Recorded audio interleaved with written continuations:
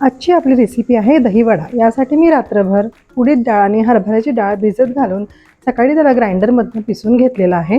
हे ते चवीनुसार मीठ टाकून मी ते चांगलं फेटून घेतलेलं आहे आणि त्यानंतर गरम तव्यात तेलात आपल्याला ते हवे तेवढ्या शेपमध्ये तुम्ही तळून घ्यायचे आहेत। वडे तळताना खूप मंद आचेवर तळायचे नाही आहेत। त्यासाठी गॅस हा हाय फ्लेमच असायला पाहिजे। हाय फ्लेमवर तुम्ही दोन्ही बाजूनी वडे एकदम व्यवस्थित तळून घ्या आणि व्यवस्थित वडे तळल्यानंतर ते एका पातेल्यात वेगळं काढून घ्या। त्यानंतर ह्यासाठी लागणारं दही आपण तयार करून घेऊयात। दह्यासाठी मी इथे घरात लावलेलं दही घेतलं आहे, जे मी एका मिक्सरच्या जारमध्ये काढलं आहे आणि एकदा त्याला मिक्सरमधनं फिरवून घेऊयात, जेणेकरून त्यातल्या गाठी राहणार नाहीत आणि दही एकदम फाईन असं तयार होईल। दही किती पातळ आणि किती घट्ट हे तुम्ही तुमच्या हिशोबाने ठरवा। त्यात मी थोडंसं पाणी घालून दही थोडं पातळ करून घेतलं आहे, जेणेकरून ते वड्यात चांगलं मुरेल आणि आपल्याला खायला येईल। इथे मी दही पातेल्यात काढून त्याला पण चांगलं फेटून घेतलेलं आहे आणि ह्या दह्यात आता आपण घालूयात साखर आणि चवीपुरतं मीठ आणि साखर घालून घेतल्यानंतर ही दही तुम्ही चांगलं एक 2-3 मिनटं फेटून घ्या, म्हणजे ते एकदम चांगलं मिक्स होईल आणि चवीला पण छान लागेल। इथे दह्यात मीठ आणि साखर घालून मी ते चांगलं परत एकदा फेटून घेतलं आहे आणि फेटल्यानंतर आपण ते रेस्ट करायला ठेवूयात। दुसरीकडे आपले वडेसुद्धा तळून तयार आहेत।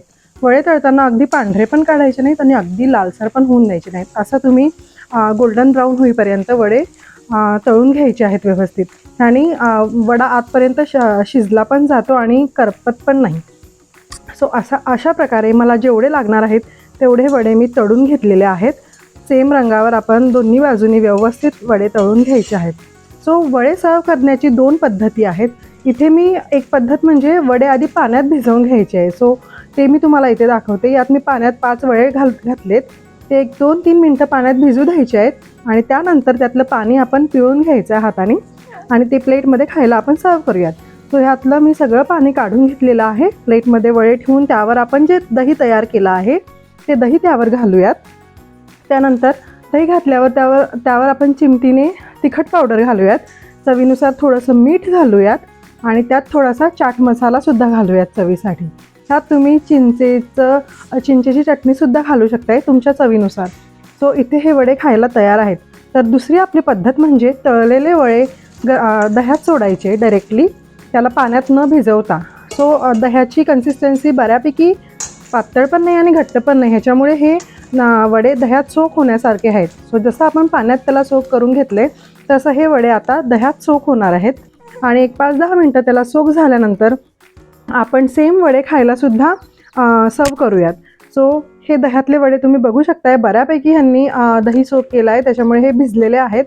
हेही वडे आपण आता एका प्लेटमध्ये सर्व करूयात। खायला दोन्हीही चवीला सेम लागतात, फारसा फरक नाही। अगदीच तुम्हाला मऊ पाहिजे असतील तर तुम्ही भिजवून घ्या आणि जर तुम्हाला क्रिस्पी वडे आवडत असतील तर तुम्ही ते डायरेक्ट दह्यात घाला। अशा प्रकारे मी ते दोन्ही वडे सर्व करून घेतलेले आहेत आणि दोघांची चव खायला अगदी उत्तम। नक्कीच एवढे ज्युसी वडे बनतात की तुम्हाला एकदा खाल्ल्यानंतर वारंवार खाऊ वाटेल।